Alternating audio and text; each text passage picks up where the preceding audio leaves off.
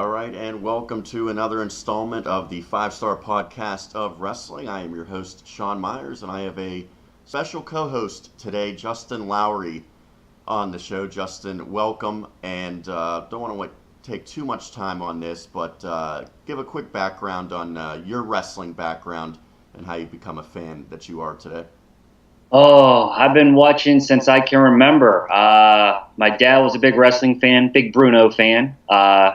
Told me stories about, Bruno Sammartino wrestling in the 70s. And my earliest memory of wrestling is probably around 94. The Brett and Owen feud. That is probably what got me really into wrestling. All right, so 20 plus years, and in your time you've seen a lot of WrestleManias. So we just saw WrestleMania 34 a couple days ago, and it's been a busy week. We're doing this show a little bit later, a couple days later than we had the previous couple weeks, but we have a lot to catch up on. So we're going to start with WrestleMania 34, and I'll give my take right off the bat. I was a little disappointed. I thought it had the potential to be much better than how the show actually turned out, and thought it was a good start to the show with the Intercontinental title triple threat, and then a very good SmackDown Women's title match that had a little bit of a dubious ending. But I thought the second half of the show really went downhill. What was your overall feel on how WrestleMania 34 actually turned out when it was all said and done? I think history will show that it was just an average WrestleMania. It will probably finish somewhere in the middle. Definitely nowhere close to 17, but nowhere near as bad as 9.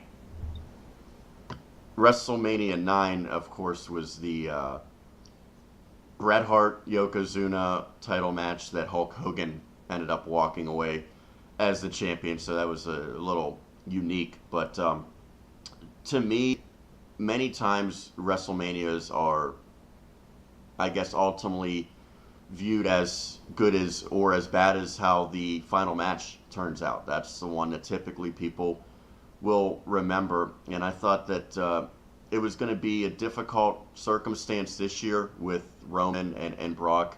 A lot of people anticipated, myself included, that would close out the show. That did turn out to be the case for the Universal title. And after some good action earlier in the night, I think with how long the show was, they were already facing some adversity, trying to keep the audience engaged for, at that point, what had been more than 6 hours of action. By the time it got to the main event, and it was probably legitimately 11:30, if not later, at that point on the East Coast, you as a fan, did you already feel like you were sort of burned out at that point? Were they already working at a disadvantage before the match even started? Oh, absolutely. I was burnt out by the time AJ and Shinsuke Nakamura came on, to be honest with you. 7 hours, if you want to count 2 hours of the pre-show, which you should because there are matches during the pre-show, way too long, way too long. I know they want to get everybody on the card, but you have to draw a line somewhere. It just can't be done. It's too many hours for people to sit through a show. So let's focus a little bit on how the Universal title match turned out. I think this was one where myself and Sean Saputo, just over a week ago, prophesizing, said, don't really see any scenario that Lesnar retains the title.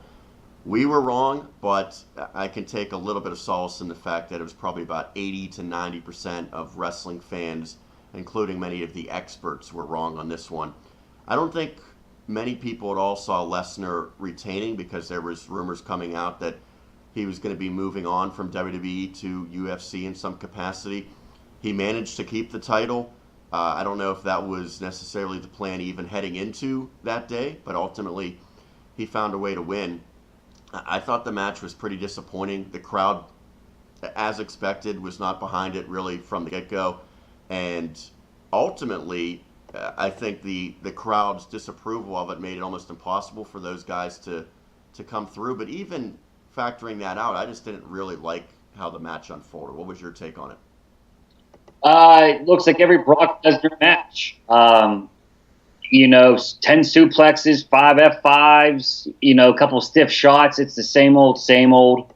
The crowd didn't care. It wasn't as bad as Brock and Goldberg in WrestleMania 20, but They clearly don't want Roman as their champion, and it's not Roman's fault. I think it shows how they booked him. He's a good wrestler. I can understand why they want him as the face of the company, but something is not working, and that's for WrestleMania.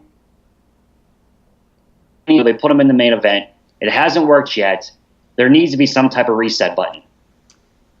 Well, the other issue with the match is, at least the issue I had with it, and I know talking to you, you sort of saw it the same way, but maybe not to the same extent.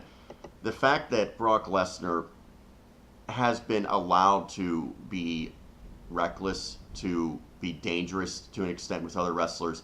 Now, at the end of this match, Roman Reigns was busted open pretty significantly. And the way I see it, at least, that was probably determined beforehand, whether it was just those two who agreed or probably more than likely someone making major decisions, whether it be Vince or someone else, said, we need something to spice up this match. And they did basically the exact same thing that Lesnar was supposed to do with Randy Orton a couple years ago at SummerSlam, where he legitimately split his head open with an elbow. The first time around, it turned out horribly, where Orton was really hurt. They had to stop the match. He ended up missing about 6 weeks of in-ring action. This time it seemed like it worked a little better, but to me, that's really not what wrestling's about. It's a scary scenario, and luckily Roman's okay, but the fact that even with doing that, it didn't really help get the match over, I just don't think that that's a risk that should be taken, and that's one reason why I don't like seeing Brock Lesnar, because I think he's a dangerous guy that really doesn't care about some of the other performers he's in there with. This is we do differ here from the reports that I read. It was agreed upon by Vince, Brock, and Roman about busting him open the hard way. Vince approved it. Roman okayed it. So for me, if Roman is okay with doing that, then, I'm okay with it. If the wrestler is okay with doing that spot, then I'm okay with it. They clearly wanted to do that to try to gain some sympathy from the crowd, to give him maybe like an underdog type of persona, but that's not Roman Reigns. Roman Reigns doesn't look like an underdog. When he was in the Shield, he wasn't portrayed as an underdog. He was an unstoppable badass, and the crowd—that's what the crowd wants to see out of him. They don't want to see him trying to overcome the odds. He's not Daniel Bryan. Let me ask you real quick then. You said reportedly Roman agreed to it, and I would buy that. I'm sure Orton probably agreed to it as well before that happened. That being said, if you're Roman Reigns, do you think he has really the position to say, absolutely not, I'm not doing that, and maybe that does even less of an effort to get the match over? I think he does. Now, rather he feels that he doesn't. I can't speak for him, but I think he does. I mean, being the face of the company, like, he clearly has probably some say. I mean, Cena has say. All the top guys, I believe, will have say in their matches and their storylines. I really believe that. So we're both on the same page that was not the main event that the company needed for WrestleMania. No. But let's look at maybe some of the positives from the show. I think, as I said, I thought the show started off particularly strong. When you think about the actual main show starting at 7 with the Intercontinental title match and then going from there. My takeaway, probably the best match that I saw was Charlotte Asuka, although I didn't like the ultimate decision in the end to have Asuka's streak end. I thought that was one of the best women's matches the company's ever had, and probably the best one at least in the last 6 months or so that I can recall. To me, that was the standout match. What was your favorite match from WrestleMania? My favorite would be the IC title match. That and the Charlotte Asuka match are definitely the top two of the night. And I'm going to go with the IC title match just because I didn't like the finish of the women's title match. The IC title match, I thought all three guys performed at the top of their game, which I knew they would. And quite frankly, The Miz has probably been the MVP of the company for the last year or two. His in-ring work and his promos have been top-notch. And he definitely deserved going in there as a champion. So let's talk a little bit more about that match. To me, the IC title match probably was my second or third favorite match. Very, very good. I think that would rank up there with just about the top match on any traditional pay-per-view. To me, it was maybe a little bit lower than what the best match at WrestleMania should be. That being said, to me, it was a perfect match to start the show, and one that really was a solid storyline. They didn't have to do a whole lot there. They had three pretty popular guys in their own way. The Miz, obviously a tremendous heel, and then Rollins and Finn have been really getting over with the crowd. I think Rollins in particular has been at his best over the last couple months, so I think that really helped, and him getting the title probably is going to do good things for his career, at least for the short term, to see his hard work and his great matches pay off. That's a match that set the tone, and I think that's very important for a good match to get the crowd into it at WrestleMania. So it seemed like mission accomplished for those guys, and that's probably what a mid-card title match should be like. If they want to make the Intercontinental and the U.S. titles significant, I think that match was a great way towards doing that. Yeah, I think the IC title has been relevant for at least the last year or two, and that's actually one positive with Brock being the champ and never being on the show. It's made them prop up that IC title as very prominent, which I'm happy to see, because in the mid-'90s, that was the title that I wanted to see. I wanted, when Shawn Michaels, Bret Hart held that title, Razor Ramon, that title meant something. There were storylines behind that title. And, there in the mid-2000s and stuff, they really got away, and it became a junk title. And, it changed hands every other week, and no one cared who had it. And now that title means something. And, I think that's what's best for the company. You had mentioned, and I'd also mentioned, the SmackDown women's title match. It was sort of a cross-promotion match, however, with Charlotte and Asuka. Charlotte, the champion, Asuka challenging after winning the Royal Rumble. She had her choice. Undefeated since she debuted. I think it was close to 3 years, at least 2.5 years, that she had won every single match.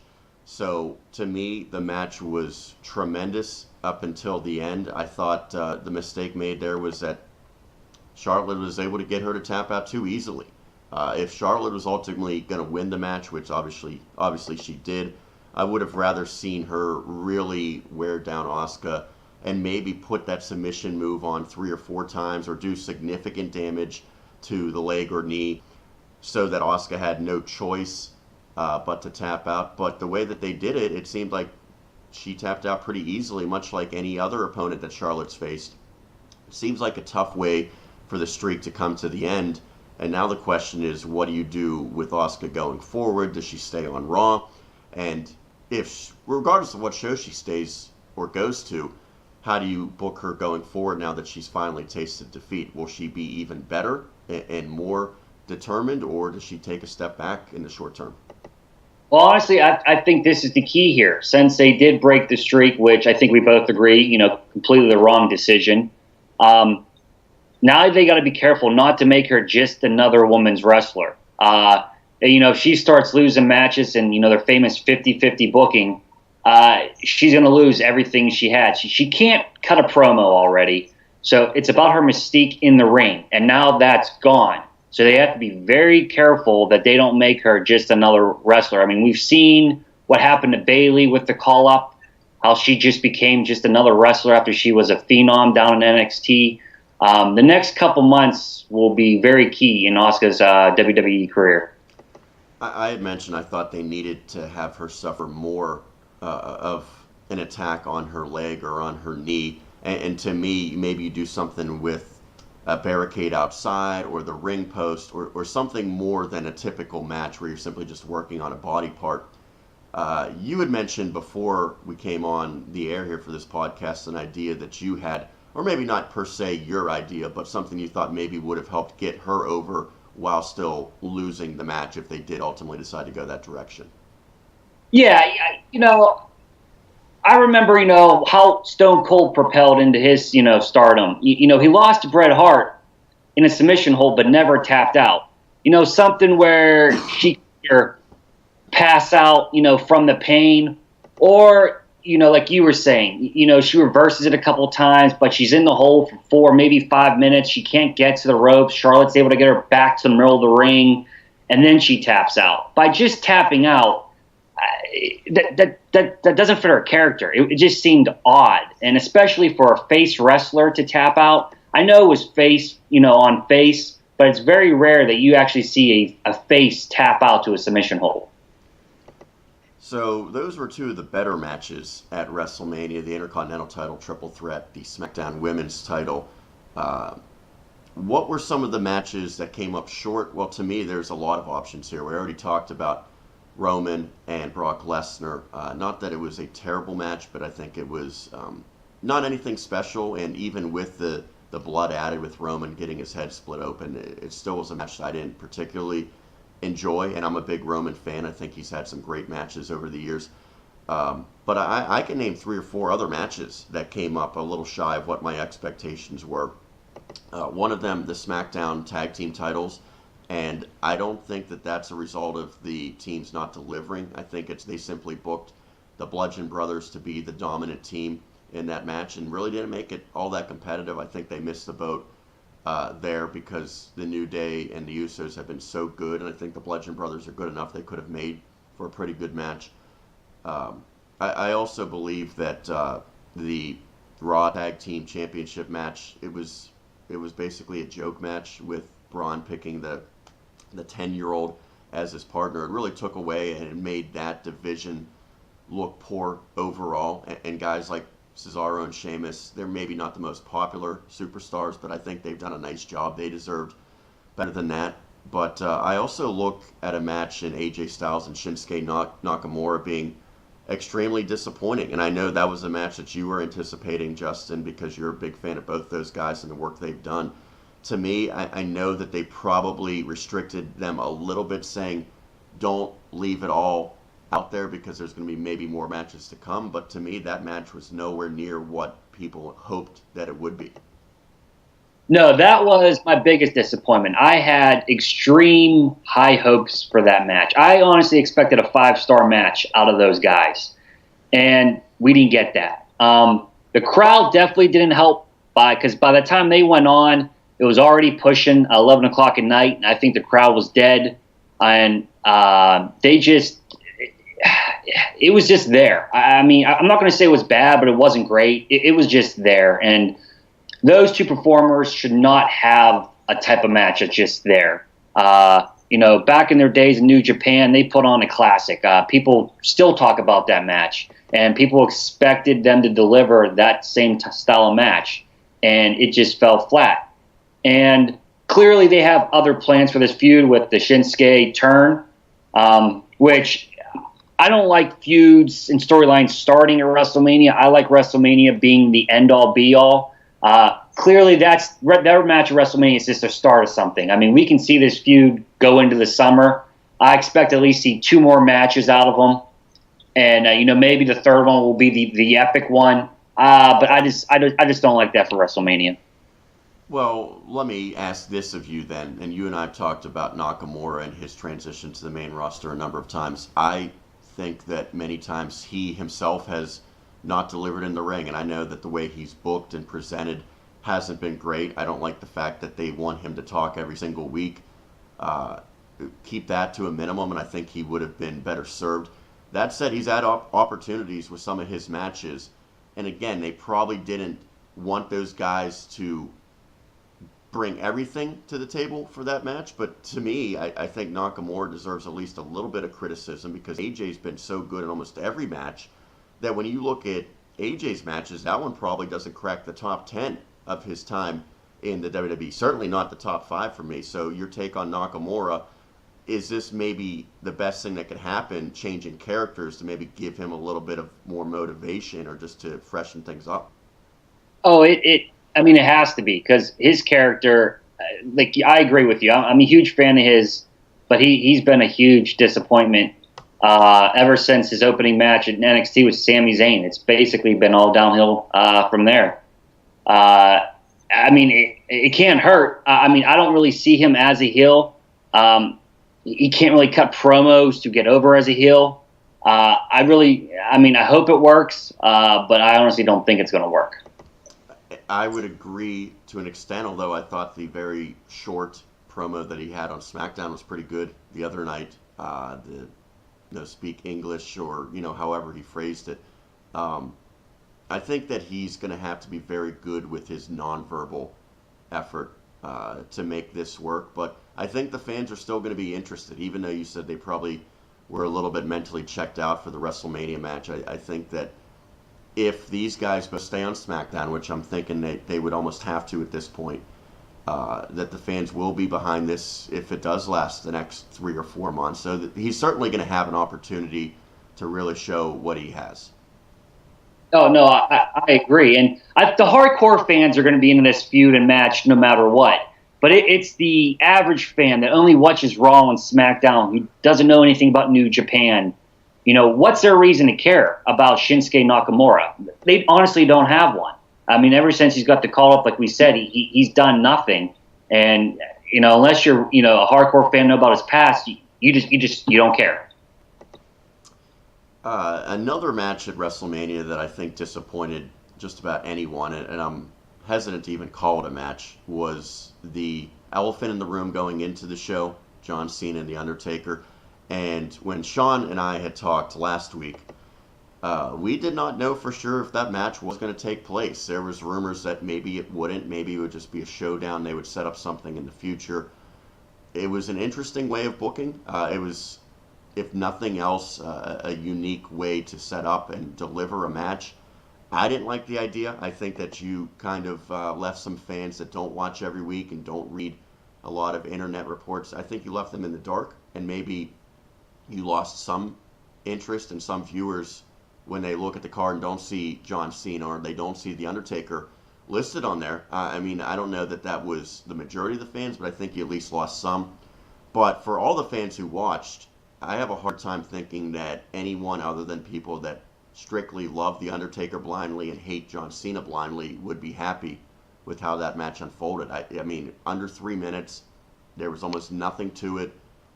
To me, it didn't do The Undertaker any favors. Yes, it didn't expose him, but how much can you get behind a guy that only works a 3-minute match? I mean, it's sort of reminiscent of Goldberg, except I think even worse, because the expectations for The Undertaker is that he would be able to have some sort of at least lengthy match at WrestleMania if he's only going to wrestle once a year. Okay, my feelings on this, and a lot of people probably disagree because they just blindly love Taker, but he's done. I do not want to see him wrestle anymore. Period. For the last couple of years, he's shown he just doesn't have it anymore, and there's no shame in that. I mean, everybody hits to a point where they break down. He's I think in his early 50s. He's had hip replacement surgery. It's time to let him go. I don't know if it's Taker wanting to always come back, or it's Vince's call and talks him into coming back every year. But that made no sense. And, I give respect for Cena for willing to go out there and do a job in 2 minutes and, 43 seconds. I mean, Hogan or Austin never would have did that. But I don't want to see it. I don't want to see it. His walk to the ring was longer than his match. I want to remember him the way he was. I don't need to see this version of the Undertaker. He needs to, next year be inducted into the Hall of Fame, come out as Mark and not the Undertaker. And I think it's time for us to hear his stories, because I would love to hear him on a podcast and hear him talk and not be in character all the time. The Undertaker mystique has lost his value to me because he's just broken down. I see he's going to have a casket match now with Jericho. What's that going to be like? I mean, Jericho's up there now. He's not what he used to be. He can still perform at a pretty high level. I just don't see the point of it anymore. I don't. So, keeping on that topic, and first off, maybe we'll get The Undertaker on the podcast in the future. That would be great. At least Elias could be a potential guest down the road. But yes. Nonetheless, it just seems like this was something that they really didn't gain a lot from, and they kind of missed an opportunity. Cena could have had a marquee match with someone. And I mentioned Elias. Maybe 3 months ago they could have said, hey, let's do Cena versus Elias at WrestleMania. That makes a new star instantly. Instead, They have this, what was supposed to be a dream match that people, and I think there was interest in seeing this match years ago. Yeah. So they sort of like, well, we never gave it to the fans before, let's give it to them now. But who's actually satisfied seeing a match like that? And what does that accomplish? It almost seemed like it was a missed opportunity to use John Cena better. And really, I just don't see any fans that walk away and say that really added to WrestleMania. I agree. And speaking of John Cena, how many matches does John Cena have left now? I mean, they're only going to have him for so many more WrestleManias. You need to use him properly. 5-6 years ago, Taker Cena would have been great, but they didn't do it, and it went past. You're not going to bring back Austin to give us Austin and Hogan at next year's WrestleMania, are you? I mean, we never got to see that match, but nobody wants to see it now. Cena's been working with younger guys the last year or two. He's clearly been putting them over. And there's a spot that somebody could have used and could have got over because of John Cena. And, I guess I'd rather see Taker destroy John Cena than somebody like Bray Wyatt or Rusev who really can't, use that. Right. Any final thoughts on WrestleMania? Anything that you particularly enjoyed, or maybe something that came up short, or something that was pretty much what you expected it to be? At the end of the day, when I think of this year's WrestleMania, I just think disappointing. The card itself, just disappointed together. For me, the first two matches were the best, and then it got worse from there. And when you have to say that about a show, that's not a good thing. And next year, they have to think about the length of the show. 7 hours is way too long. 5 hours is probably even way too long. Maybe try to keep it around 4.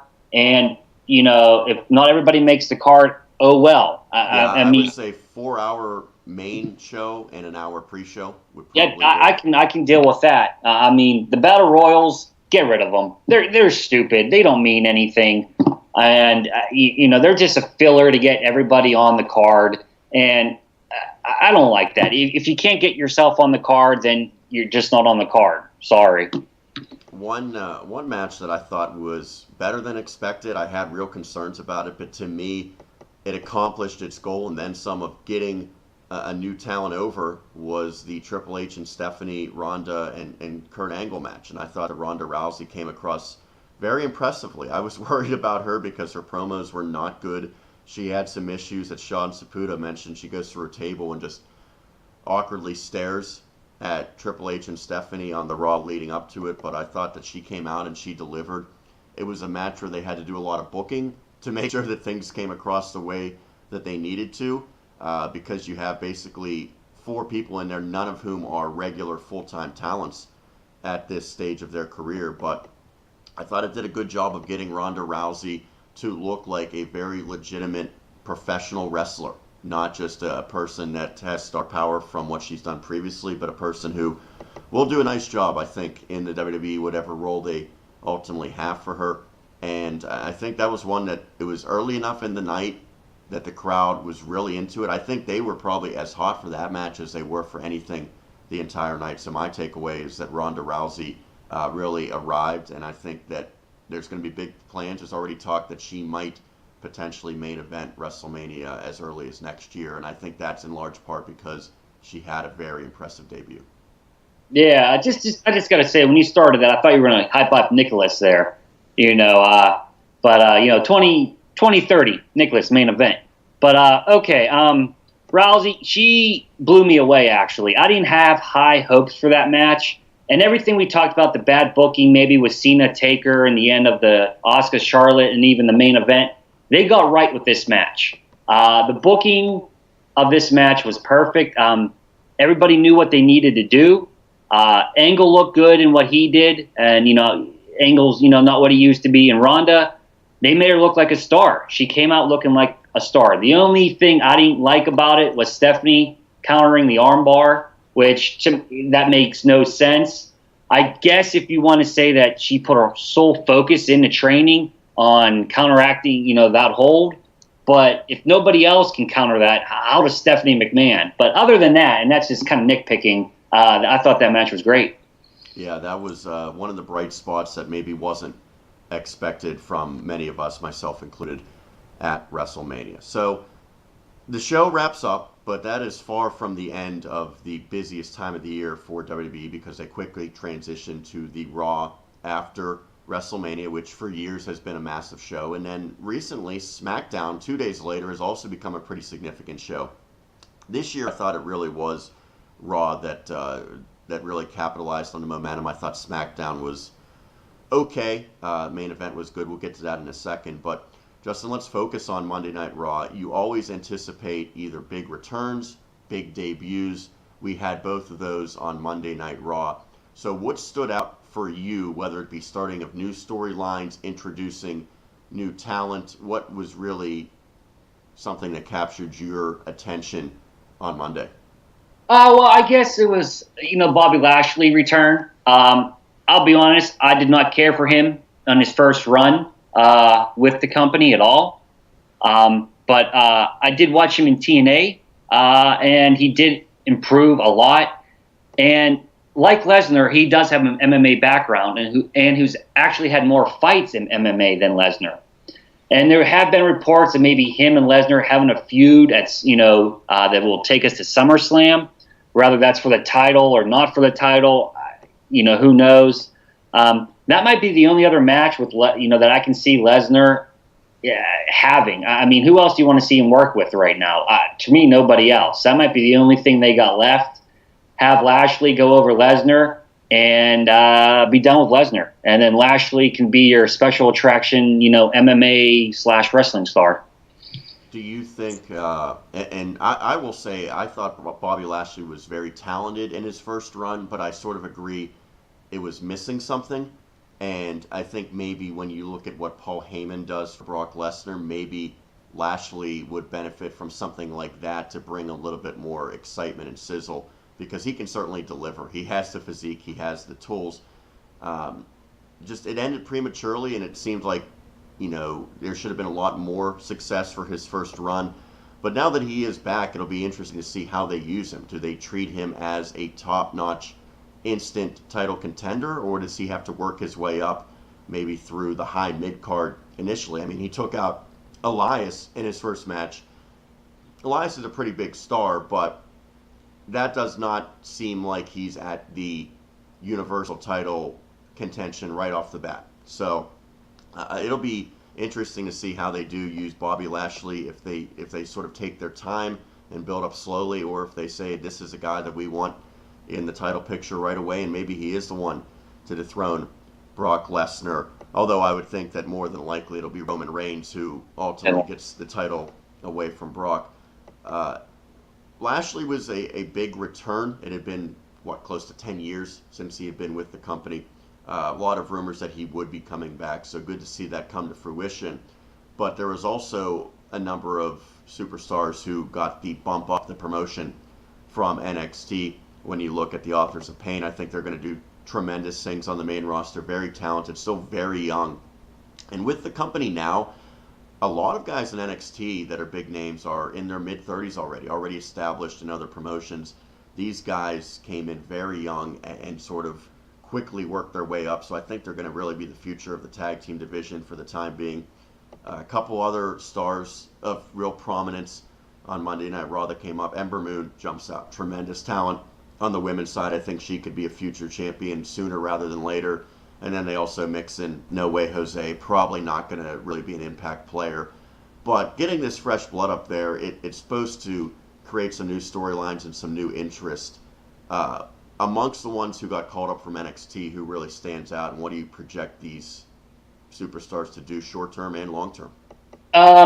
Well, usually on Raw and SmackDown, I am on Twitter a lot to gauge reaction. And it seemed that of all the people that got called up, Ember Moon was the one who, from what I could tell, gauged the most reaction. There was people who clearly didn't watch NXT, and they were going crazy over her finisher.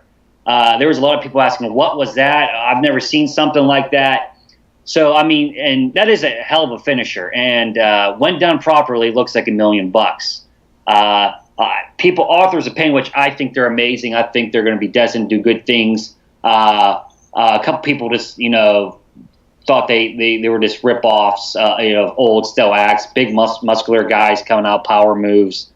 But for me, I think Ember Moon has the biggest chance to be a star. No Way Jose, that's not going to work at all. He's Adam Rose. In a couple weeks, he'll be with Kurt Hawkins eating catering in the back. Do you get the feeling that with a guy like No Way Jose, it's almost like we don't have really any big plans for him in NXT? He's been down there long enough.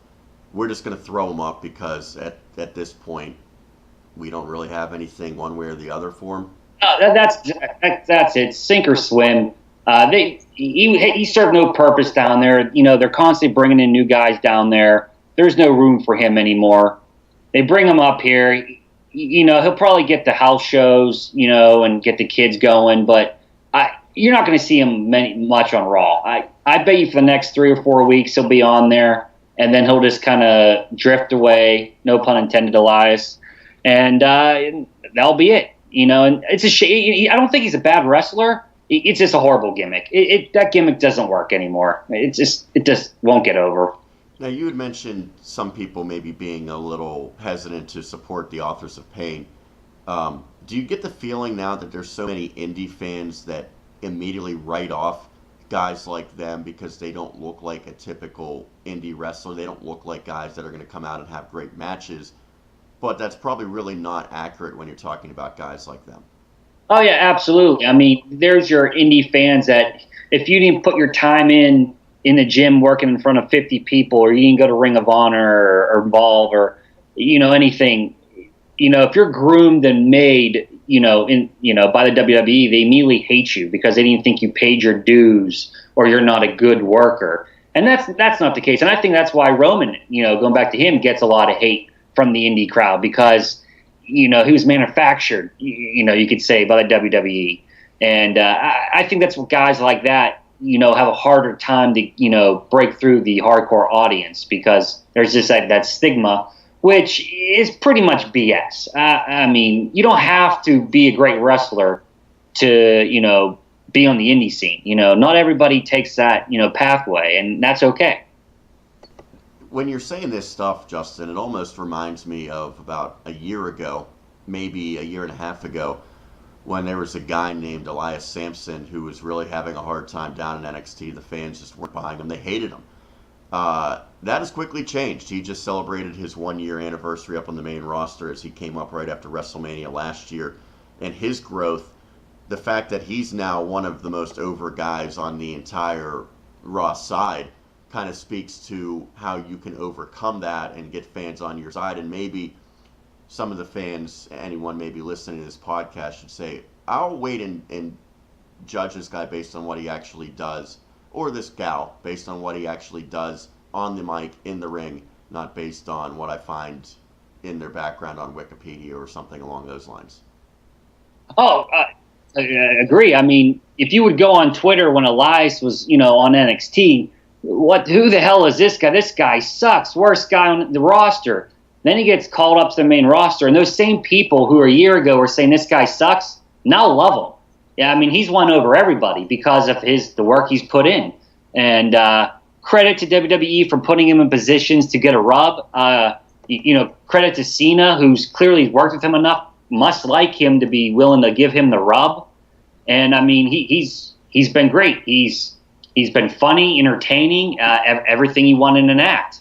I personally can't wait to see him get into a serious storyline and a feud, hopefully for like a mid-card title here in the next year to see his rise. I think he's a future star, and I mean the sky's the limit for him. And I don't think we've actually seen everything he can do in the ring yet either. I can't wait to see him get 15 or 20 minutes in a match. I think his best match was the one against Roman, where he got plenty of time to show off his abilities.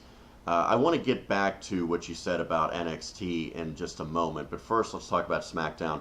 To me, it was almost what you would call a dream match for the main event, with AJ Styles going against Daniel Bryan.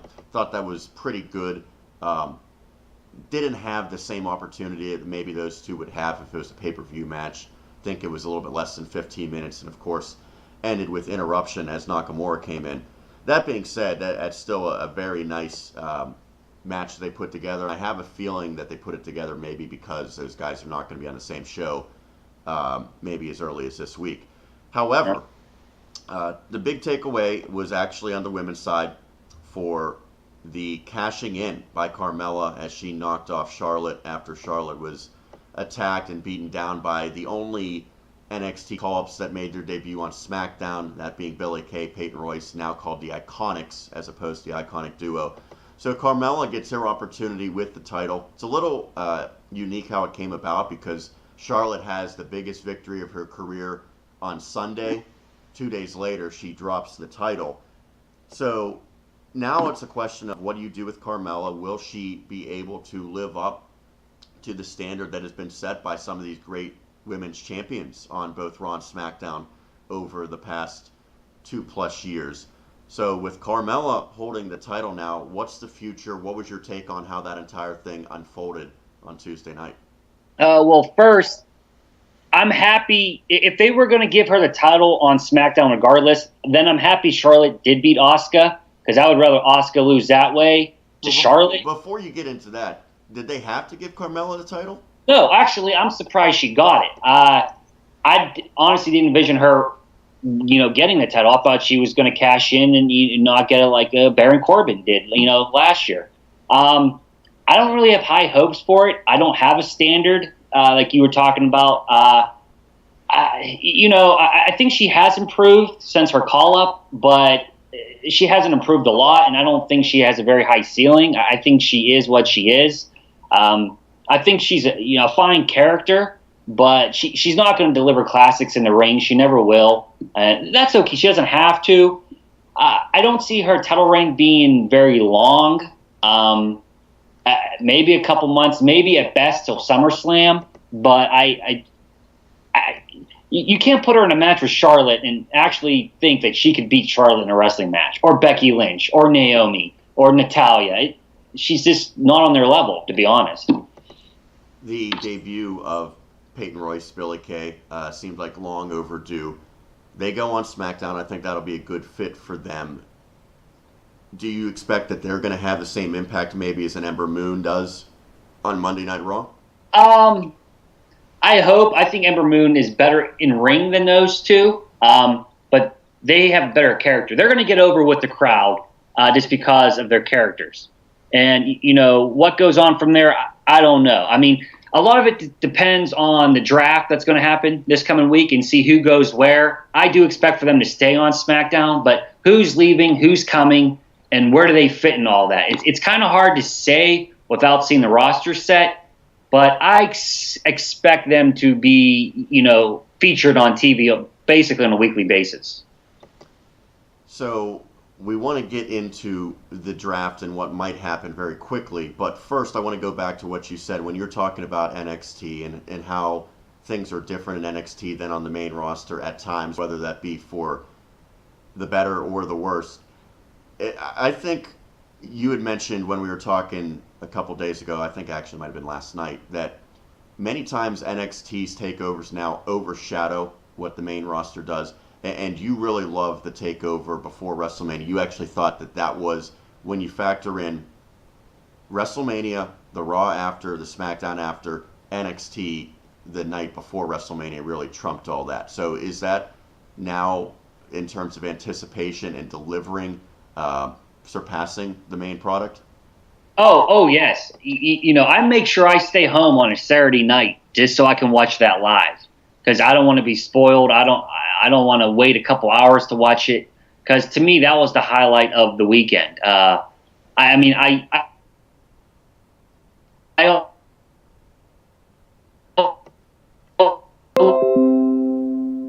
we lost you here for a second, Justin. You still there?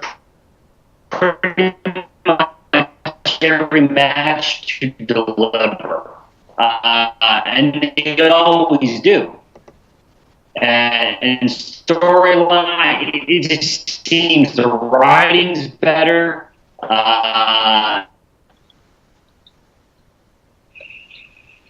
All right, sorry, we were having some issues there, Justin. You're going slow motion. Yeah, there you are. For a second. Basically, your take was you thought that the storylines are better, and I think to say that they're all better, I think would be mischaracterization. But they're more simplistic and based on wrestling more times than not. They don't really do anything real complicated. It's a little bit more old school with the storylines, and they do have deliver some really good ones. Gargano and Ciampa. I had mentioned to you Neville and Sami Zayn from a couple years ago. As far as the matches themselves, is it just that they have more time and more freedom than the main roster does often? That's probably it. I mean, on NXT, I expect every match to be at least 15 minutes. And the main event always goes about 20, 25, and it's just entertaining. It brings me into it, and when I don't know who's going to win or I get sucked into it, that's how I know it's good. Because as you get older, you figure out the workings behind the scenes of wrestling, and most of the time you have a good idea of what's going to happen during a match. But I feel NXT does a very good job of keeping you on your toes. And one other thing that I've noticed over the years, and Triple H has a major hand in this and how NXT works, it seems like you typically get a clear winner to the matches at TakeOver. There's not as much interference or things that are sort of screwy finishes as you would see typically on a Raw, SmackDown, or a main roster pay-per-view. True, and the couple times you do, I mean, we kind of got one, a screwy finish with the tag team title match in NXT Takeover, but it made sense, like in the storyline. It wasn't just like a random thing, or it completely made sense to the storyline and the ongoing storyline. And I mean, I liked it, the crowd liked it, and everything everyone's talking about it. People love it.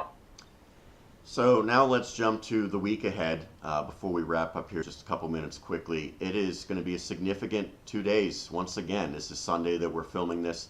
So tomorrow, Monday Night Raw, they begin the first of 2 days of the Superstar shakeup. It'll continue on SmackDown as well.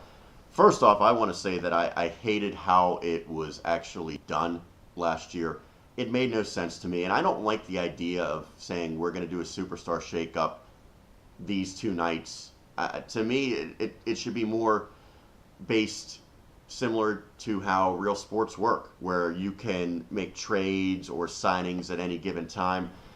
You have GMs, you have commissioners. To me, you have an opportunity right now because Paige takes over as the SmackDown GM. That's maybe something we'll get to in future weeks. I think hopefully that she'll do a pretty good job there. It's nice to see her continue her role with the company. But she comes in. It would make perfect sense to say, hey, I want to bring this superstar over. Maybe she says, I need to get Sonya Deville because I was with her. I know how good she is, so I'm going to trade Natalya to get her. So we're seeing a one-for-one trade. That makes sense. Now you can gauge how they value superstars. The way they do it here, it seems like completely random. There's no rhyme or reason behind who moves, how many people will move. You watch Raw, you see these people come over from SmackDown, you still have no idea who's going the other way, and we're led to believe that somehow this was orchestrated, but there's no explanation behind it. I don't like how it's done. I hope that this year it's done differently. I 100% agree. I mean, last year, Alexa Bliss just showed up on the Raw. Like, there's no, like, hey, look, Bliss is now on Raw. Like, well, why? I like maybe, the idea of Raw being everybody gets a couple draft picks, and you could pluck someone from the other one's show, and then maybe SmackDown, that could be the show where you make the trades. And two, I think it could be fun. Like, not that I think Braun would ever go to SmackDown right now, but SmackDown gets Braun, but they have to give up 2 or 3 people to get Braun. Right, makes sense. It makes sense. Braun's, this big, powerful guy, and Raw, you need more people on the roster because it is a 3-hour show. So you can do a 2-for-1 or 3-for-1. I think that stuff would be fun. And if you want to trade for a tag team, okay, well, if you want this tag team, then we need at least 3 single competitors or 2 single competitors.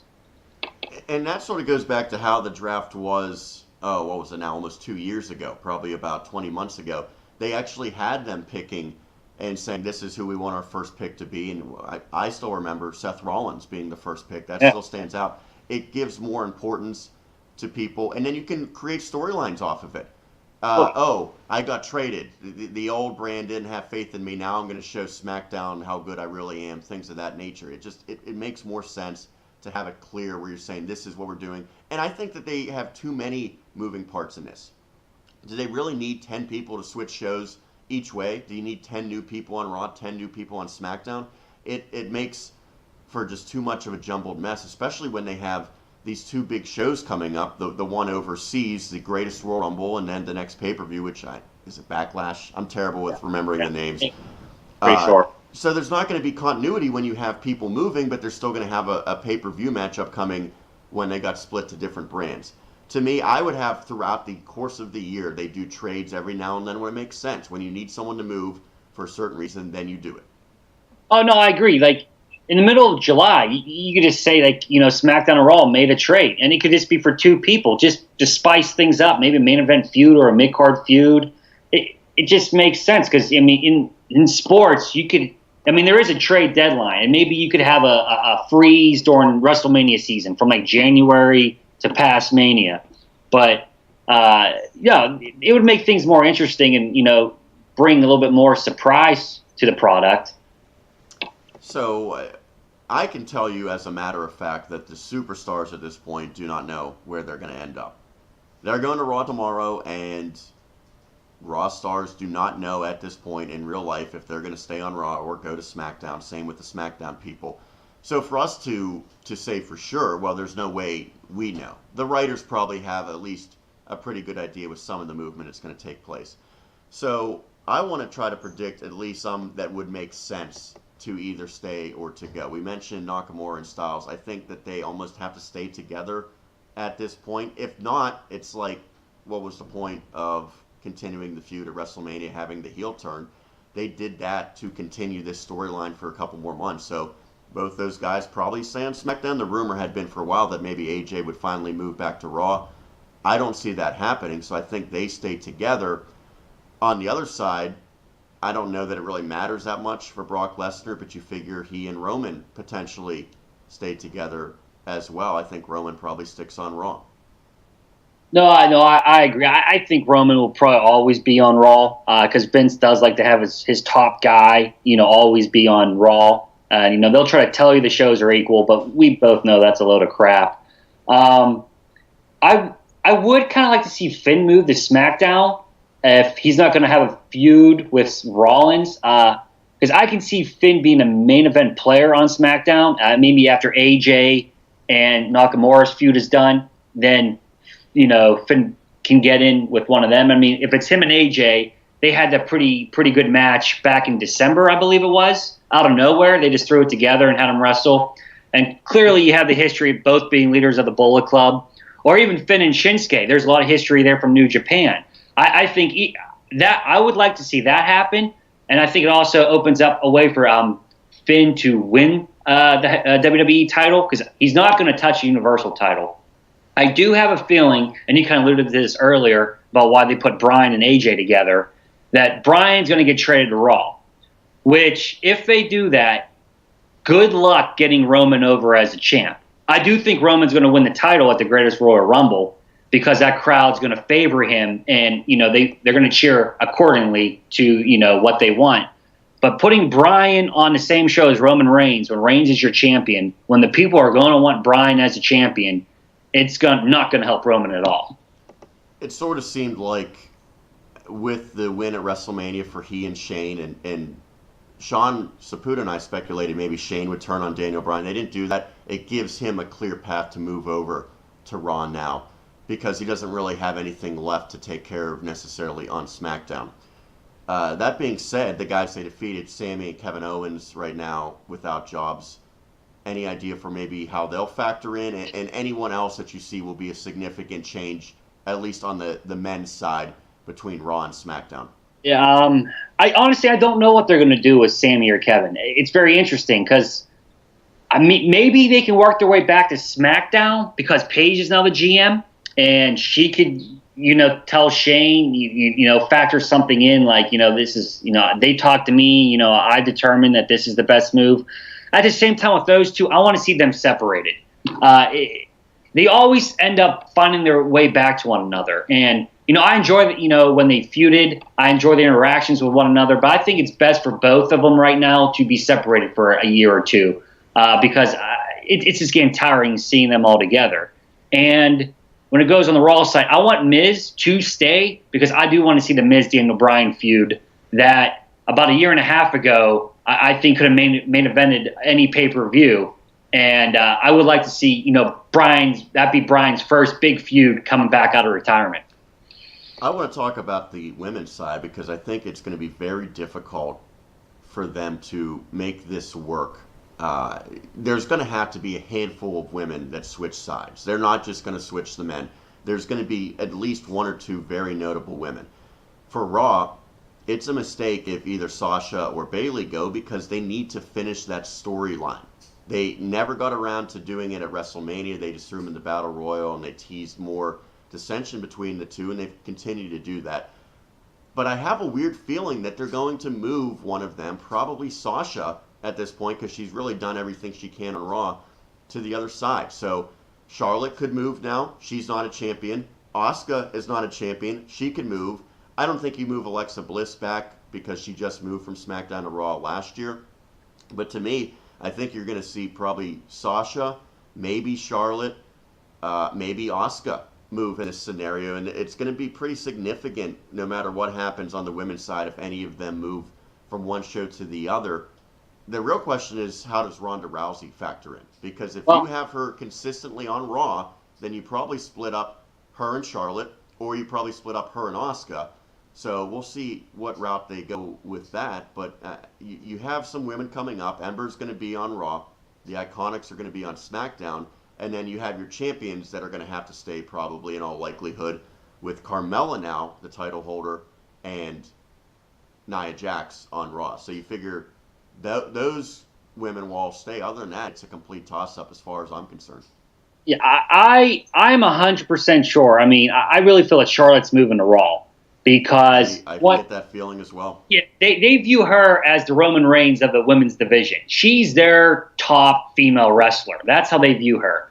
So right off the bat, they're going to want her on Raw, and it is going to be her and Ronda at next year's WrestleMania. So I mean, I think they're going to stay apart for the foreseeable future, but Charlotte's moving to Raw, and eventually that's how they're going to be able to get those two hooked up together. If you do see Sasha Banks and Bayley wrestle on Raw, I think that's a dead giveaway. One of them are going to SmackDown the following day. I believe they have announced that match, I believe. Did they? I think so. To me, I don't like that. That should be a match that, I don't want to say main events WrestleMania. I don't even think, truthfully, that Charlotte and Ronda Rousey should main event WrestleMania. But Sasha Bayley could be the biggest women's match in at least a 6-month period if the company did it right. Maybe you say at SummerSlam that is our biggest women's match. If they move one of them, which I think they will, you're not going to get that, and it'll be a missed opportunity, and maybe you have to wait another 2 or 3 years for it. Well, it was a missed opportunity not having a one-on match with them at WrestleMania, but they felt they needed to have the women's battle royal even more. That made no sense. I mean, that match, that feud deserved WrestleMania, it deserved SummerSlam, but maybe there's a chance they both go to SmackDown. I don't think that's going to happen, but I think someone like Becky Lynch could use a change of scenery. She's been kind of lost in, the SmackDown title scene for quite some time. Naomi probably would be a candidate as well. Yeah. I mean, Natalya, she you can keep her there. I mean, she's this. She doesn't do anything for me. It's tough to say with the women's division. I think they're making a lot of mistakes, and I really don't know what their plan is for it. And so lastly, I remember when they did the initial draft, like I said, it was less than 2 years ago now, there was a lot of anticipation. I was so excited to watch that. Do you get that same feeling for Raw and SmackDown this week with the shakeup? No, not at all. And I think some of that lends to the way they did it last year. If they're going to do the same format as last year, it's stupid. There's no excitement. It's just like, oh, hey, there's so-and-so's on Raw now. Big deal. There's no intrigue behind it. So, I mean, I hope that they learn the lesson and they try something different this year. But if they don't, then it's just going to be the same old, same old. Well, we will have to wait and see again. Raw and SmackDown both this week, Superstar Shakeups. That's going to do it for episode number 3 of the 5-Star Podcast of Wrestling. Of course, you can check us out on Twitter. I got the Twitter handle right here, 5-Star Pod Wrestle. I want to thank my special co-host filling in today, Justin Lowery, late call to replace Sean Saputo, who disappeared. Apparently, he's in parts unknown, but we think that he will be back in the future. Maybe we'll have to get your graphic up on the open. We have Donnie Chedrick and Kyle Dawson. They haven't showed up yet, so might have to squeeze them out and throw you in since you did this last minute. But Justin, I appreciate it. Thank you for joining us, and maybe see you again down the road sometime. Can't wait. All right, that's going to do it. Once again, the 5-Star Podcast of Wrestling will be back next week. Continue to follow us on Twitter and check out our weekly episodes. Thank you for tuning in.